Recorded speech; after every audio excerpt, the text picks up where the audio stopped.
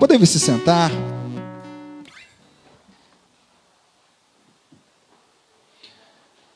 Glória a Deus.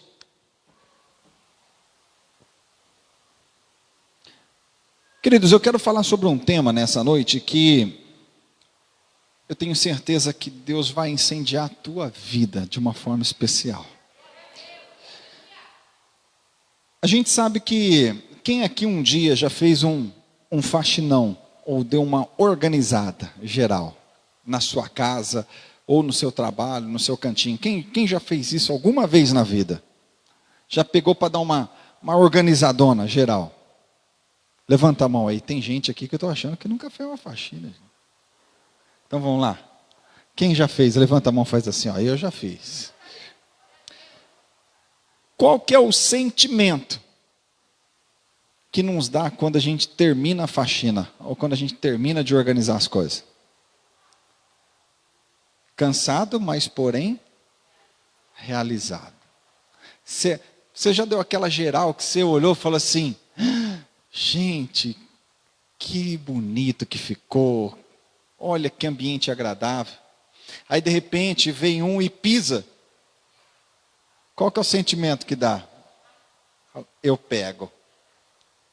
Porque aquilo que está organizado, quando começa a ser bagunçado, já nos incomoda. Mas quando tudo está bagunçado, ou quando as coisas estão quebradas, se quebrar mais uma, ou se bagunçou mais uma coisa, está tudo na bagunça mesmo. Por exemplo, você arruma a sua cama, você deixa ela bonitinha, puxa por cima e deixa tudo bonitinho, né? Eu esqueci o nome, como chama, daquela parte que vai em cima. O edredom, não é edredom, né? Tem a coxa, como que é? Cobre-leito, né? Você puxa o cobre-leito, você organiza os travesseiros. Se o travesseiro ficar meio torto, aquilo te incomoda. Você vai lá e arruma. É assim ou não é? Mas você já algum dia deixou a cama de ponta cabeça? Passou mais de meio-dia ou o dia inteiro e você não arrumou a sua cama? Você já teve um dia assim? Você se incomoda que o travesseiro está de ponta cabeça nesse dia? Não. Por quê? Está tudo bagunçado. Quando as coisas estão bagunçadas, a gente não se incomoda com mais uma bagunça. Mas coisas quando estão em ordem, a gente se incomoda com aquilo que está fora de ordem. É impressionante porque, irmãos, dentro disso, eu tenho certeza que o Espírito Santo vai falar conosco. Porque Ele quer que nessa noite seja consertado coisas que estão quebradas. Que seja arrumado aquilo que está fora do lugar. E por isso o Espírito Santo ele me levou até lá em 1º livro de Reis, no capítulo 18, versículo 30. Eu vou ler do 30 ao 33, mas explico para vocês o contexto geral. Diz assim, 1º livro de Reis, capítulo 18, versículo 30 ao 33. Então Elias disse ao povo, estou lendo na linguagem de hoje, tá? Aqui atrás eu acho que está na atualizada.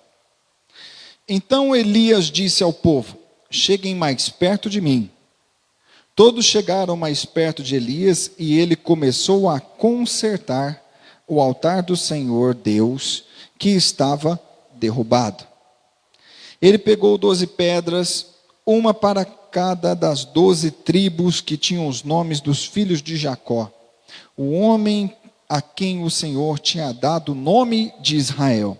Com essas pedras, Elias reconstruiu o altar para a adoração do Senhor. Depois cavou em volta uma valeta que cabiam mais ou menos 12 litros de água.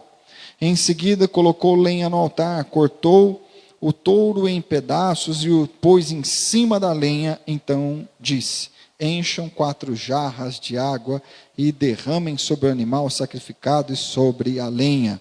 E eles fizeram o que Elias estava mandando, e ele disse ao povo de novo, e eles fizeram de novo. Façam pela terceira vez, disse Elias. E eles fizeram. A água correu em volta do altar e encheu a valeta.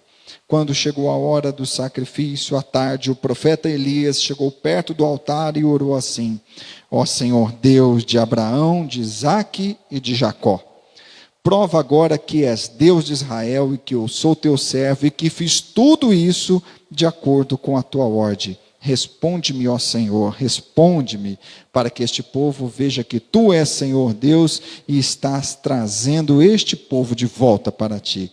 Então o Senhor mandou fogo. Diga bem forte. Então o Senhor mandou fogo. E o fogo queimou o sacrifício e as lenhas, as pedras, a terra ainda secou, que estavam na valeta. Amém? Olha para cá, igreja. O cenário de Israel naquela época era um cenário de fome, porque havia uma seca muito grande, um conflito, podemos dizer, político, porque o rei Acabe foi um dos piores reis da história que Israel já teve. Foi um rei que deturpou o altar de Deus, foi um rei que levou, o povo para longe de Deus, fez coisas horríveis. Então Israel vivia num cenário de fome, um cenário de briga política e um cenário de esfriamento e distanciamento de Deus. Eu estou falando disso de mais de 2000 anos atrás e parece tão atual quanto nesses dias. Então, preste atenção uma coisa. Nesses dias, o que fez a diferença? Um homem chamado Elias, que era um profeta muito usado por Deus, ele tinha fugido, ele estava se escondendo. Quando os homens estavam vasculhando umas áreas, encontraram Elias. E na hora que aquele homem, que também era um servo de Deus, viu Elias, ele pegou e disse: ó meu Senhor, o Senhor está por aqui. Todos estavam procurando e não conseguiam te encontrar. O rei Acabe está atrás do Senhor, e se achar o Senhor, vai matar o Senhor. E todos os que servem ao Deus vivo. Porque Acabe deixou de ser um homem de Deus, deixou de seguir as coisas de Deus, para poder seguir o que a sua esposa Jezabel adorava, que era Baal. Então, olha que situação que chegou a Israel, ao ponto de um rei que era para ser de Deus e zelar pelos profetas, estava perseguindo e querendo matar. Dentro desse cenário, Elias, ele vira para aquele homem e diz: vá até Acabe e diga para Acabe que eu vou me apresentar na presença dele. Mesmo ele querendo me matar, eu vou me apresentar na presença dele. E quando Acabe recebe o recado, ele vai até Elias e Elias faz um confronto. Olha, eu quero que você convoque todo o povo de Israel e também os profetas de Baal. Eu quero ter um encontro com todos no Monte Carmelo, onde ali nós vamos pegar e nós vamos ver qual é o Deus que é verdadeiro. E dentro desse cenário, Elias, ele desafia os 450 profetas de Baal, com o seguinte desafio: vocês matam um boi e eu mato um boi. Vocês vão clamar a Baal e eu vou clamar ao Deus vivo. O Deus que responder com fogo é o sinal que é um Deus verdadeiro. E eles aceitaram. E Elias ainda falou assim: ó, vai já adiantando vocês, que vocês estão em mais gente, vocês já vão preparar todo o boi para poder ser colocado no altar, e eu vou aqui preparando as coisas, para poder fazer o momento do desafio e da oração. Só que o que é interessante, que Elias, quando ele olha para o lugar do sacrifício, para o lugar da oferta, que é o altar, quando ele olha, ele vê que o altar está derrubado, que o altar está quebrado. E aqui, irmãos, nasce a mensagem de hoje. Quando lia isso, Deus começou a falar comigo de uma forma muito forte. Altar foi feito para sacrifício e receber fogo. Mas um altar quebrado não pode receber o fogo. Nós nascemos para receber o fogo de Deus, a unção de Deus, o derramamento do Espírito Santo. Mas altares quebrados não é capaz de receber o fogo. Um altar em pedaços, ele não consegue receber aquilo que Deus tem. Você está entendendo que Deus quer começar a falar conosco hoje? A primeira coisa que muitas vezes nós fazemos é reconhecer que está quebrado. Às vezes nós olhamos para nós, e aqui eu estou falando de altares, amém? Quem é um altar de Deus aqui? Você é um altar do Senhor, que Ele escolheu para derramar fogo. Muitas vezes, nós olhamos para nós e sabemos que o altar está em pedaços. Nós olhamos para nós e sabemos que o altar, ele não está de pé. Nós reconhecemos, porque nós sabemos reconhecer. Quem aqui não sabe fazer uma análise de si mesmo? Fala assim, puxa, eu não estou legal, eu não estou bem, eu não consigo orar, eu não consigo buscar, eu preciso me consertar, eu preciso pôr as coisas em ordem, eu preciso organizar a minha vida, eu preciso organizar as coisas que estão fora do lugar. Quem é aqui de nós que nunca sentimos a necessidade de organizar a nossa vida? Eu tenho certeza que muitas vezes nós, e a nossa maior luta, é contra nós mesmos, e contra as nossas vontades, e contra a nossa carne, e contra os nossos desejos. Como o apóstolo Paulo dizia, ele falava assim, aquilo que eu não quero fazer, eu acabo fazendo. Porque nós travamos uma batalha muito forte contra as nossas vontades, contra os nossos desejos. Uma das maiores lutas que nós enfrentamos nessa vida, eu posso dizer, que é até maior a nossa luta que nós travamos contra a nossa carne do que contra o diabo. Porque contra o diabo, entenda uma coisa, o nome de Jesus é superior e poderoso, nós mandamos ele embora e ele tem que obedecer. Mas a nossa carne, nós temos que matar a nossa carne. Dia após dia. O apóstolo Paulo dizia assim, eu esmurro a minha carne para fazer a vontade de Deus. A nossa carne é uma batalha ferrenha e muito dura. E às vezes eu tenho certeza que nós, muitas vezes, se levantamos e falamos, é agora, e daqui a pouco nós cedemos. Por quê? Porque a nossa carne, se nós dermos lado para ela, ela cresce, fortalece, fortifica, e o nosso espírito, ele vai perdendo força, ele vai perdendo lado. Mas o que é importante nós entendermos? Que quando nós identificamos o que está quebrado, o que está errado, nós não podemos adiar. E se tem uma coisa, uma palavra que talvez não é tão comum aos nossos dias, mas que ela está presente em muitas casas, em muitas vidas, que é procrastinar. O que é procrastinar? Adiar as coisas, adiar uma decisão, adiar o que precisa ser feito. Tem coisas que nós sabemos que precisa ser feito, mas nós vamos jogando para frente o que precisa ser feito. Tem coisas que é necessário fazer, só que a gente vai jogando para frente, a gente vai jogando para amanhã, a gente vai jogando para segunda-feira, a segunda-feira se torna terça-feira, chegou na quarta-feira, você já não conseguiu fazer, e a semana parece que já foi embora. E quando ela já foi embora, você fala, então agora na próxima segunda-feira, e aí passa mais uma semana, e passa dias, e você não consegue consertar aquilo que está quebrado. Porque muitas vezes a gente fica, parece que não, mas vira um amontoado, uma bola de neve. A vida vai enrolando, enrolando, enrolando, enrolando, enrolando. E a gente fala assim, uma hora eu vou colocar isso aqui em ordem, uma hora isso aqui vai entrar no lugar, uma hora as coisas vão entrar no eixo, uma hora eu faço, uma hora vai ser assim, uma hora vai ser assado. E isso vai passando, passando, passando, e a gente não consegue.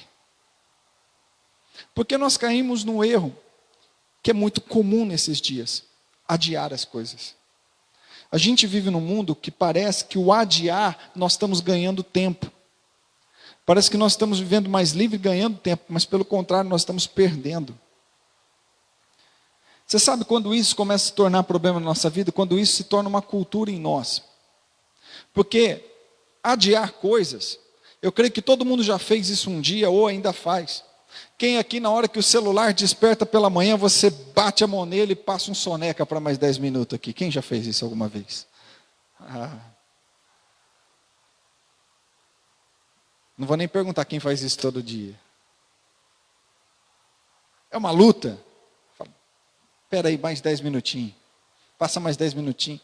Tem gente que para acordar 6 horas da manhã, o celular tem que começar a tocar 4h30.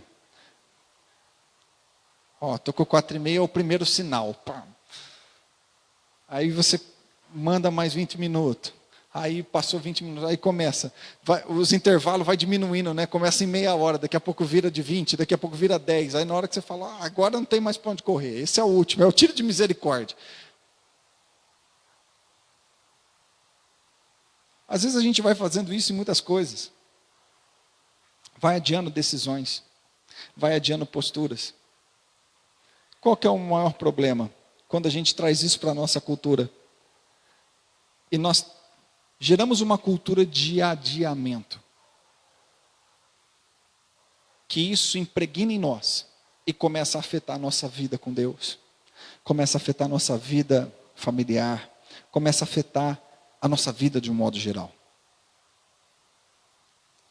Um dia eu conversava com uma pessoa e dizia para uma pessoa assim: a pessoa estava com uma luta muito grande para se libertar de alguns vícios. E eu disse para essa pessoa: entenda algo.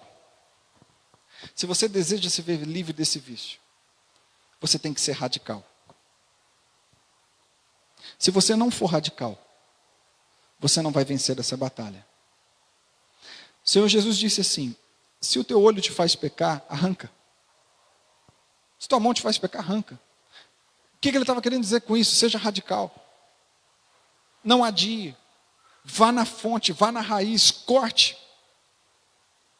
E tem coisas que nós somos tolerantes, e principalmente para aquilo que é mal. Preste atenção, nós somos muito tolerantes com aquilo que é mal conosco. A gente é muito bonzinho com aquilo que nos faz mal. A gente é muito bonzinho com aquilo que nos destrói.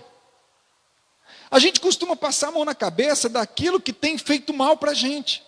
Perceba-se se não é assim. Tem coisas que a gente sabe que não é bom, a gente sabe que não é o caminho, a gente sabe que não é o certo, mas o que a gente acaba fazendo? Tolerando. Tolerando. Tem coisa que Deus falou para você em 2017 e você está adiando até hoje. Tem coisa que Deus falou para você em 2018 e você está adiando até hoje. Tem coisa que Deus falou para você faz anos e você está adiando. A pergunta é: por que não vivemos? É porque adiamos. Achamos que Deus vai fazer algo sobre a nossa vida porque Ele vai ficar com dó de nós. Deus não age na dó. Deus age na obediência. Vou falar de novo: Deus não age por dó. Deus age na obediência. E às vezes a gente acha que a gente pode virar para Deus e fazer cara de coitado, e Deus vai fazer. Deus não vai fazer. Deus vai fazer se obedecermos. Deus vai fazer se pudermos ouvir e colocar em prática.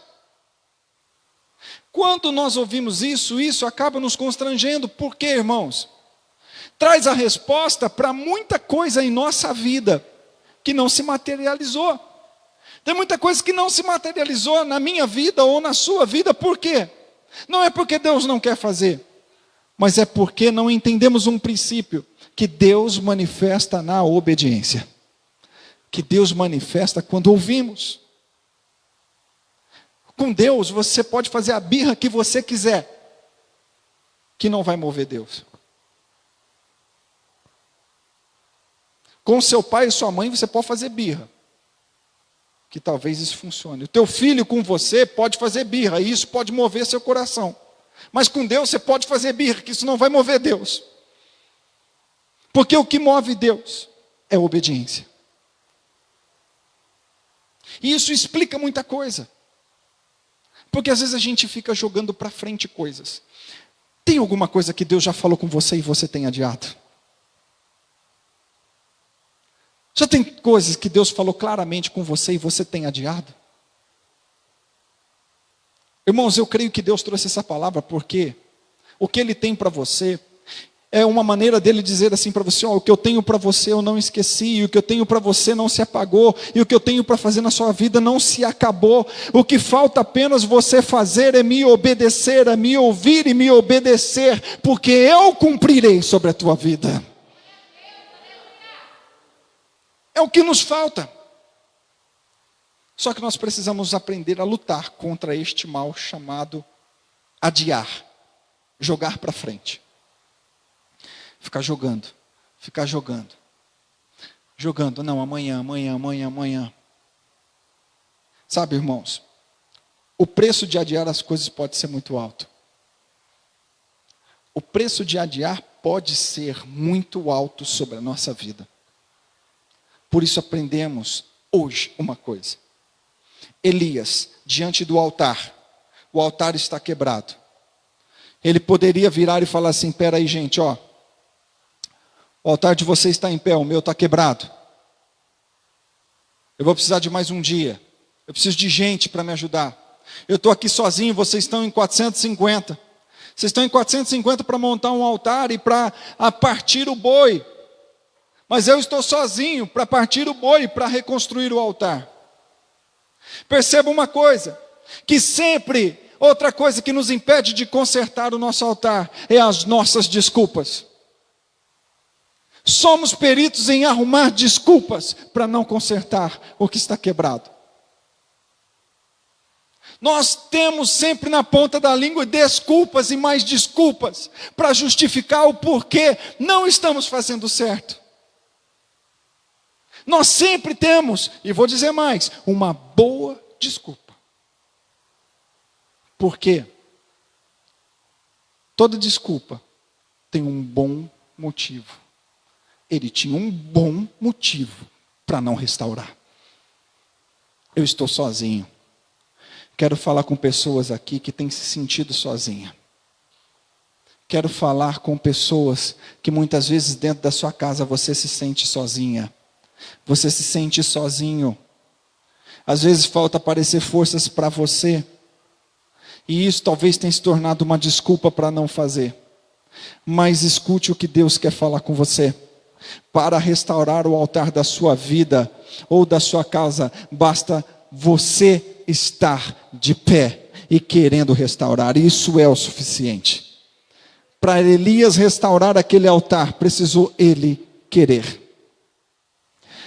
Nós não podemos transferir para outras pessoas aquilo que Deus pediu para nós.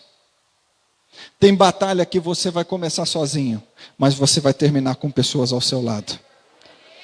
Tem batalhas que dentro da sua casa você pode começar sozinho. Talvez você está parecendo mulher: nossa, eu estou sozinho na minha casa, parece que o meu marido não me ajuda, meus filhos não ajudam. Eu quero dizer para você, você vai começar essa batalha sozinha, mas você não vai terminar sozinha. Você é homem, talvez está difícil para você. Puxa, eu estou começando, mas está difícil para mim. Eu tenho que fazer sozinho. Você pode começar sozinho, mas você não vai terminar sozinho. E é isso que faz a diferença. Nós temos que começar, nós temos que fazer. Tem coisas que nós devemos mandar a cara, parar de arrumar desculpas para não fazer. Nenhuma objeção pode ser o suficiente para te parar. Escute isso, nenhuma objeção pode ser o suficiente para te parar. Você pode começar sozinho, mas você vai terminar com pessoas do seu lado. Nós devemos entender, Elias começou sozinho, mas no final ele não estava sozinho, porque até aqueles que estavam do outro lado passaram a estar do lado dele. Irmãos, eu quero ir para a parte final dessa mensagem. Restaure o que está quebrado. Essa é a noite que Deus tem falado para nós. Restaure o que está quebrado. Conserte o que está quebrado. O que está quebrado? Talvez é o seu coração duro que não pede perdão. Talvez o seu coração duro que não consegue mudar, que não consegue dar o braço a torcer. Talvez é o seu tempo que está bagunçado e você não consegue dar tempo ao Senhor. Talvez tenha sido quebrado tantas coisas sobre a nossa vida, mas Deus está falando algo: conserta o que está quebrado. Conserte o que está fora do lugar. O fogo de Deus não irá cair em altar quebrado. Não tem como cair fogo em altar quebrado. O fogo que vem do alto, ele vem no altar restaurado. Isso me chama muita atenção, porque altar quebrado não consegue executar o que foi criado para fazer. Pessoas quebradas não conseguem executar o que Deus chamou para fazer. Pessoas que estão com a vida de ponta cabeça e quebrada não conseguem muitas vezes ser frutíferas. Por quê? Pela desorganização, pela bagunça que está a vida, nem ela consegue receber o melhor de Deus. Devemos entender esse princípio nessa noite. Começar a colocar em ordem o que está fora de ordem. Colocar no lugar o que está fora no lugar. Eu quero dizer para você, quando você tomar a decisão e a atitude de começar a pôr em ordem aquilo que está fora de ordem, você vai perceber que, não estou nem falando da parte divina, mas estou falando da parte humana, será gerada uma satisfação no seu interior, quando você começar a vencer pequenas batalhas, talvez que você já vai começar a travar e a lutar para vencer. É importante nós se levantarmos nessa noite e falar: eu vou consertar o altar quebrado, eu vou consertar o que está fora do lugar, eu vou colocar em ordem aquilo que está fora de ordem na minha vida, eu vou me levantar nessa noite para poder receber o fogo que virá do céu. Você deseja o fogo de Deus? Você deseja fogo de Deus na tua vida? Quando eu falo fogo, fogo simboliza derramamento do Espírito Santo. Quando nós cantamos fogo de Deus, quando nós cantamos Senhor, vem nos incendiar, nós estamos dizendo assim: Senhor, derrama do teu Espírito sobre a minha vida. Você está disposto a isso? Então é necessário colocar em ordem o que está fora de ordem. Quero que você se coloque de pé.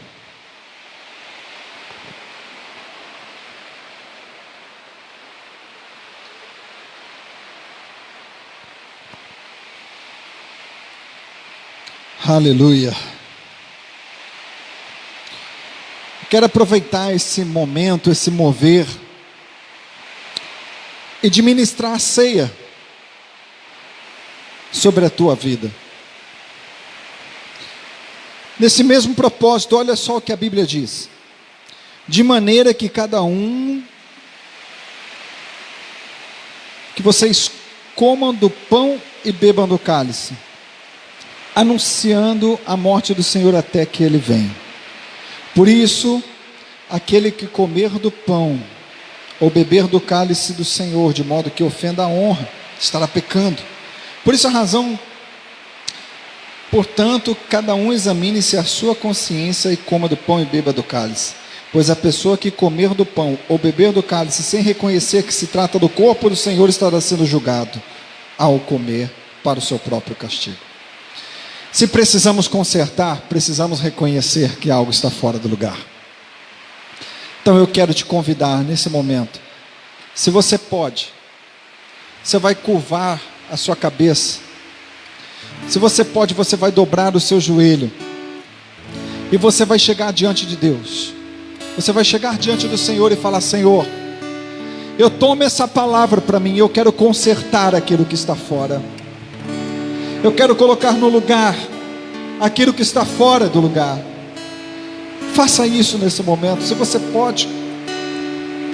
Dobre o seu joelho,